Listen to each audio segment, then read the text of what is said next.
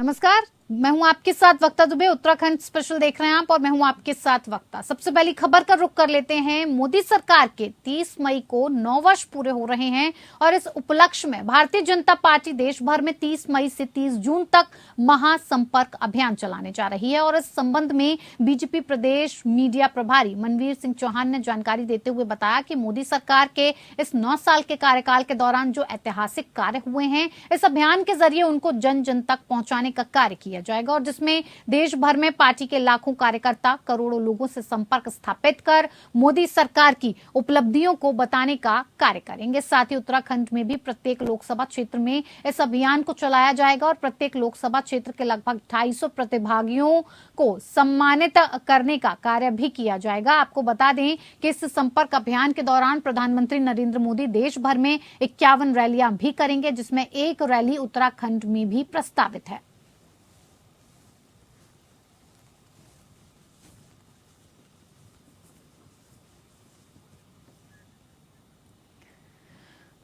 तो आपको बता दें कि उत्तराखंड में आज प्रत्येक लोकसभा क्षेत्र में इस अभियान को चलाया जाएगा। प्रत्येक लोकसभा क्षेत्र के लगभग 250 प्रतिभाओं को सम्मानित करने का भी कार्य होगा।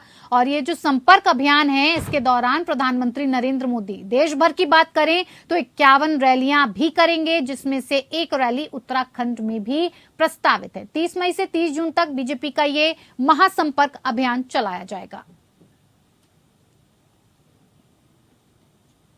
देश को इस बार G20 की अध्यक्षता मिली है और इसी के तहत देश भर में G20 की कई बैठकें हो रही हैं। वहीं उत्तराखंड को भी G20 की 3 बैठकें मिली हैं, जिसमें से एक बैठक रामनगर में हो चुकी है तो दूसरी बैठक नरेंद्र नगर में होने जा रही है। और इन्हीं बैठकों की तैयारी को लेकर प्रदेश के कैबिनेट मंत्री प्रेमचंद अग्रवाल ने समीक्षा बैठक की है। समीक्षा बैठक के बाद उन्होंने बताया कि G20 की नरेंद्र नगर में बैठक होने जा रही है और इसी को लेकर मैंने अपने विभागों की समीक्षा बैठक की है।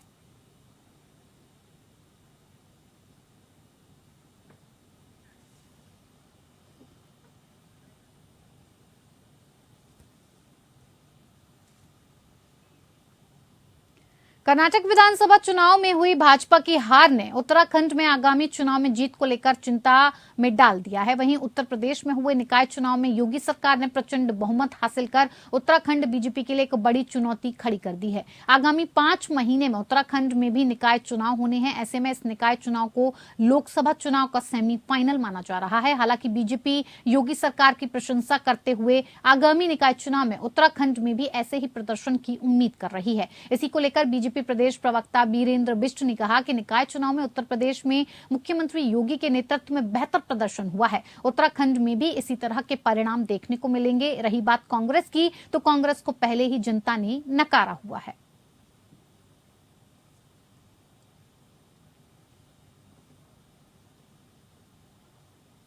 इधर देश के सभी कैंटोनमेंट क्षेत्रों को नगर पालिका और नगर निगम में तब्दील करने की तैयारी में सरकार नजर आ रही है। छावनी क्षेत्र के सिविल इलाके को नगर निगम में शामिल करने की कवायद की भी तेज कर दी गई है। सरकार के इस फैसले से राज्य सरकार की योजनाओं का लाभ अब कैंटोनमेंट क्षेत्रों को भी मिल सकेगा। रक्षा मंत्रालय का बड़ा बजट अक्सर कैंट क्षेत्रों में खर्च किया जाता है और इसी कारण कैंट क्षेत्रों को नगर पालिका और नगर निगम में तब्दील करने की वजह माना जा रहा है। ब्रिटिश काल से चली आ रही इस व्यवस्था के बदलाव पर बोर्ड ऑफिसर्स का भी दावा है कि रक्षा मंत्रालय के इस फैसले पर सैद्धांतिक सहमति बन चुकी है। सरकार के इस फैसले से देहरादून कैंट क्षेत्र की भी स्मार्ट सिटी के अंतर्गत विकसित हो सकेगा। बाकी जो डिमांड आ रही है पूरे देश से कि हमें नगर पालिका बनाइए, तो सिविल एरिया को नगर पालिका बनाने के लिए हमने कहा भी है, पब्लिक डोमेन में भी आ गया है कि हम वो जमीन को फ्री दे देंगे, उसकी सड़कें फ्री दे देंगे, उसके भवन फ्री दे देंगे, जो भी एसेट्स हैं उनको हम विदाउट एनी कॉस्ट, कोई कीमत नहीं लेंगे। पहले ये तय था कि जो कीमत बनती है वो कंसर्निंग राज्य सरकारें दें, लेकिन उसको भी हमने संशोधित करके ये कहा है कि ये हम आपको फ्री दे रहे हैं। कुछ एक चीजें हमारी शर्तें हैं, कुछ स्पष्टीकरण हमने मांगे हैं स्टेट्स से। भारत भर के सभी जो राज्य हैं जहां जहां कैंटोनमेंट बोर्ड हैं, उनसे कुछ जानकारियां चाहिए हैं, लेकिन अभी तक हमारे पास संबंधित राज्य सरकारों से उसका कोई उत्तर नहीं आया है। जैसे ही राज्य सरकारों से उत्तर आ जाएगा तो तुरंत इस पर कार्रवाई हो जाएगी।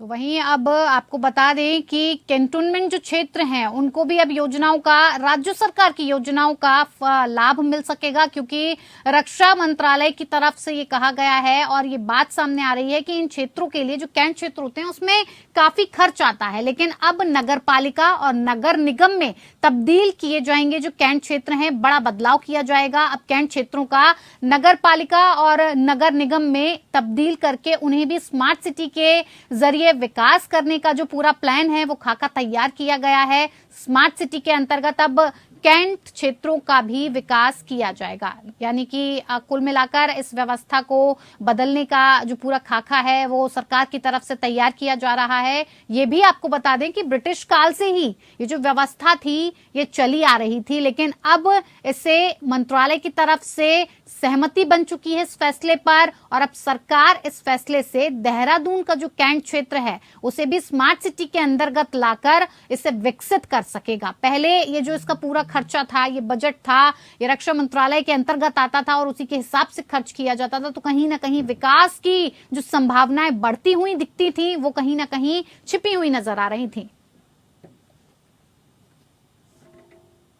पर्यटन मंत्री सतपाल महाराज ने कहा था कि उत्तराखंड में गंगा नदी के अलावा अन्य नदियों को रिवर राफ्टिंग के लिए खोलकर राज्य भर में पर्यटन के माध्यम से रोजगार के द्वार खोले जाएंगे और अब गंगोत्री की यात्रा करने वाले श्रद्धालु और पर्यटक भागीरथी नदी में हर्षिल से रिवर राफ्टिंग का आनंद ले सकेंगे। पर्यटन सचिव सचिन कुर्वी ने बताया कि उत्तराखंड पर्यटन विकास परिषद ने अप्रैल माह में भागीरथी नदी में विश्व प्रसिद्ध पर्यटक स्थल हर्षिल से आरंभ कर 15 किलोमीटर की दूरी को रिवर राफ्टिंग गतिविधियों के लिए उपयुक्त पाया गया है, और जिसके चलते भागीरथी नदी को विश्व स्तरीय रिवर राफ्टिंग गंतव्य के रूप में बढ़ावा देने के लिए एक रिवर राफ्टिंग कंपनी को भागीरथी नदी में हर्षिल से रिवर राफ्टिंग गतिविधियों को आरंभ करने के लिए लाइसेंस दे दिया गया है।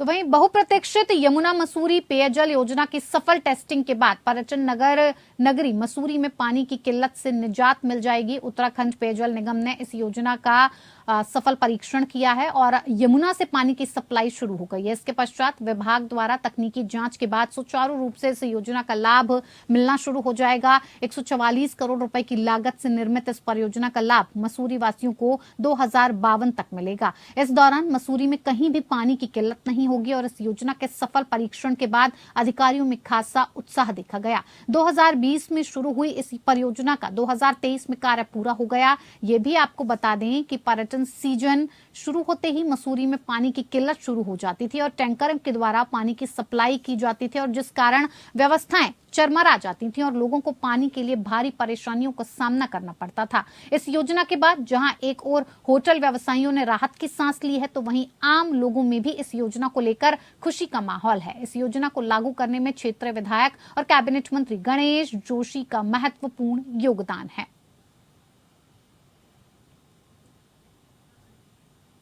मौसम विभाग ने आने वाले 2 से 4 दिनों तक पूर्वानुमान का जारी किया है। मौसम विभाग के मुताबिक आने वाले कुछ दिनों तक प्रदेश के पहाड़ी जिलों में छुटपुट बारिश देखने को मिल सकती है। वहीं मैदानी क्षेत्रों की बात करें तो तापमान में बढ़ोतरी का अंदेशा भी मौसम विभाग ने जताया है। मौसम विभाग के निदेशक विक्रम सिंह ने कहा है कि उत्तराखंड में मौसम की अगर बात करें तो उत्तराखंड के अधिक ऊंचाई वाले स्थानों पर छुटपुट बारिश देखने को मिल सकती है। साथ ही मैदानी क्षेत्रों में आने वाले दिनों में तापमान बढ़ने का अंदेशा भी मौसम विभाग ने जताया। आपको बता दें कि उत्तराखंड में चारधाम यात्रा भी चरम पर है। ऐसे में मौसम विभाग ने यात्रियों को हिदायत बरतने की अपील की है और कहा है कि चारधाम यात्रा में जो भी श्रद्धालु आ रहे हैं वो अपनी समुचित व्यवस्था करके आए, क्योंकि पहाड़ों में पिछले दिनों हुई बारिश और बर्फबारी के चलते तापमान में गिरावट दर्ज की गई, जिसमें चारधाम स्थलों में ठंड का भी प्रकोप देखने को मिल रहा है।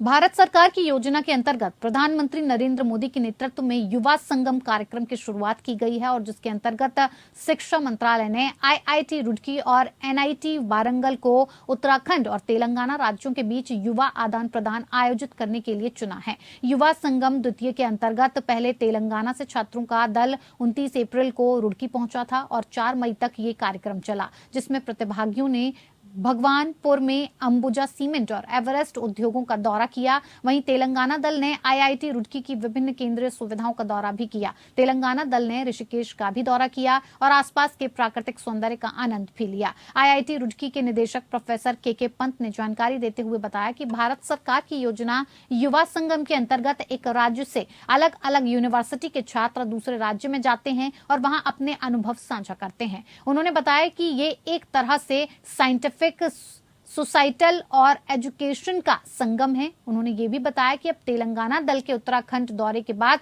सोमवार को उत्तराखंड से 45 छात्र छात्राओं का दल तेलंगाना दौरे के लिए जाएगा और इसके अंतर्गत उत्तराखंड की 12 विभिन्न यूनिवर्सिटी से 45 छात्र छात्राओं को सेलेक्ट किया गया है, जो सभी अलग अलग कॉलेजेस से आते हैं। साथ ही इसका मुख्य उद्देश्य ये भी है कि उत्तराखंड के विभिन्न कॉलेजों के बीच में भी आपस में सामंजस्य बना रहे और जिसकी लीड आईआईटी रुड़की कर रही है। ये बहुत ही हर्ष का विषय है। उन्होंने ये भी कहा कि ये सभी छात्र छात्राओं को अगले एक हफ्ते के लिए एनआईटी वारंगल में जाएंगे और पूरे तेलंगाना के अलग अलग क्षेत्रों में दौरा करेंगे।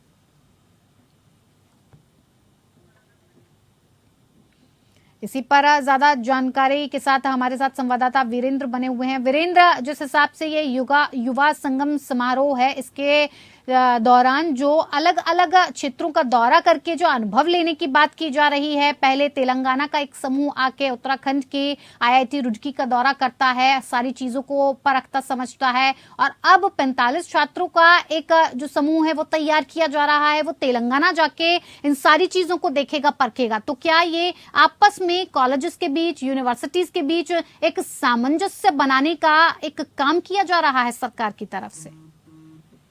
जी, अगर बात की जाए रुड़की आईआईटी के निदेशक प्रोफेसर के पंत ने बताया है कि जिस प्रकार से कोरोना काल के वजह से ये कुछ पिछले 2-3 साल से नहीं जा पा रहे थे, इसी प्रकार से उत्तराखंड के 45 छात्राएं विभिन्न कॉलेजों से चुने गए हैं, जो अपनी तेलंगाना जाएंगे और इसके विभिन्न अपने अनुभव को साझा करेंगे। अनुभव साझा करने के बाद वहाँ के जो अनुभव अपनी यूनिवर्सिटी और अपने कॉलेजों में भी आके साझा करेंगे।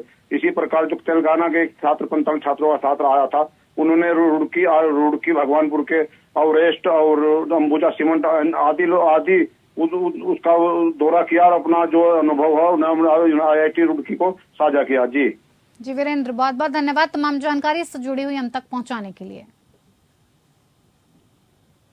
हल्द्वानी में राजकीय मेडिकल कॉलेज में 21 असिस्टेंट प्रोफेसर को शिक्षा मंत्री धन सिंह रावत ने नियुक्ति पत्र सौंपे हैं। मेडिकल कॉलेज में आयोजित कार्यक्रम में बतौर मुख्य अतिथि धन सिंह रावत ने शिरकत की और इस दौरान मीडिया से बात करते हुए उन्होंने कहा कि प्रदेश में स्वास्थ्य व्यवस्था को सुदृढ़ करने के लिए लगातार डॉक्टर्स की कमी को दूर किया जा रहा है। उन्होंने कहा कि प्रदेश भर में मेडिकल कॉलेजेस के 171 असिस्टेंट प्रोफेसरों की नियुक्ति की गई है। इसके अलावा 2025 तक मेडिकल कॉलेजेस में 90% फैकल्टी उपलब्ध कराई जाएगी और इसके अलावा जल्द 3000 नर्सिंग स्टाफ की भी भर्ती की जाएगी। मंत्री धन सिंह रावत ने यह भी कहा कि अस्पतालों के महत्वपूर्ण पद जैसे lab technician, auto technician, X-ray technician के 350 पदों पर जल्द भर्ती होगी। 25 करोड़ की लागत से मेडिकल कॉलेज हल्द्वानी में बना ऑडिटोरियम का उद्घाटन भी मुख्यमंत्री द्वारा किया जाएगा।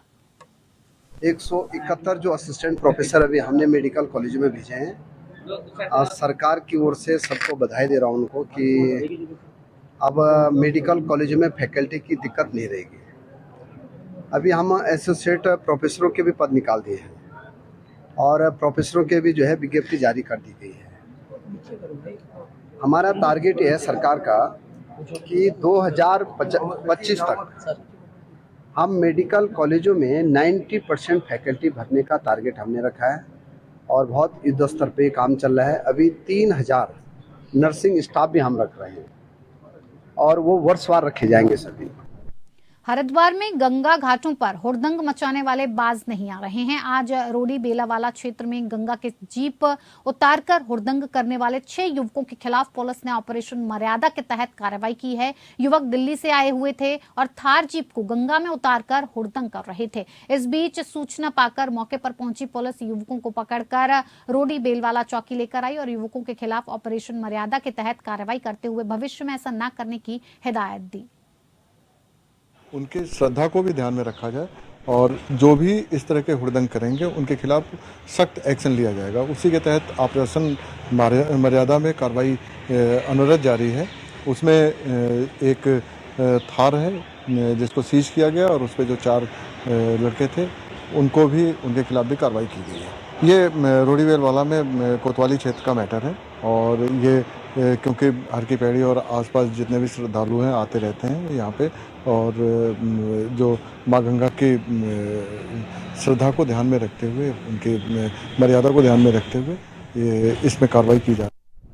चारधाम यात्रा अपने चरम पर होने के कारण पौड़ी में बस और टैक्सी की कमी अब यात्रियों की मुसीबतों को बढ़ा रही है। आलम यह है कि अब टैक्सी संचालक यात्रियों से अधिक किराया भी यात्रियों से वसूलने लगे हैं। दरअसल पौड़ी से भी अधिकतर बसें और टैक्सी इन दिनों चारधाम यात्रा रूट पर दौड़ रही हैं, जिससे मुख्यालय में बस और टैक्सी की भारी कमी हो गई है। ऐसे में मुख्यालय आने जाने वाले यात्रियों के साथ ही अन्य क्षेत्रों को जाने वाले यात्रियों को घंटों इंतजार करने के बाद जैसे तैसी टैक्सी तो मिल रही है, लेकिन टैक्सी संचालक यात्रियों से अधिक भाड़ा भी वसूल रहे हैं। वहीं आरटीओ पौड़ी ने बताया कि अगर वाकई यात्रियों से अधिक किराया वसूला जा रहा है तो परिवहन विभाग की टीम चेकिंग अभियान में तेजी लाकर ऐसे टैक्सी संचालकों पर उचित कार्रवाई भी अमल में लाएगी। यहाँ तक है भी कि जो बसें जो चारधाम में लगी हैं और जो लोकल रूट है उस पर दिक्कत होती है। अभी हमारे सामने से कोई ऐसा वो नहीं आया है, प्रकरण नहीं आया है, लेकिन हम लोगों ने फिर भी उसके लिए हमने जो हमारी बस यूनियंस हैं उनको हमने पहले इतला किया हुआ है कि जो बस चारधाम करके वापस आएगी वो अपने रूट पे जाएगी और किसी प्रकार से लोकल रूट को जो है बाधित नहीं किया जाएगा। दूसरा, हमने जो लोकल रूट पे जो हमारे जितने भी यूनियंस हैं उनसे भी हमने बात की है कि आप अपने जो यूनियन की टैक्सी मैक्सी हैं उनको भी आप प्रत्येक रूट के लिए आप 10 जो टैक्सी आप रखेंगे, जिससे कि जनता को दिक्कत न हो और उन्हीं रूटों पर जो उनका संचालन किया जाए। देखिए जी, प्रशासन ने मतलब जो भी गवर्नमेंट ने सारी बसें चारधाम यात्रा रूट में लगा दी है और जो हमारे ग्रामीण क्षेत्र के लोग जो रोज़मर्रा जिनका आना जाना पौड़ी होता है उनको बड़ा दिक्कतों का सामना करना पड़ता है, क्योंकि ना तो कोई बस है, सारी बसें वहाँ लगी पड़ी हैं और बाकी यहाँ पे शिकायत भी आ रही है कि ड्राइवर लोग मनमर्जी का पैसा वसूल रहे हैं।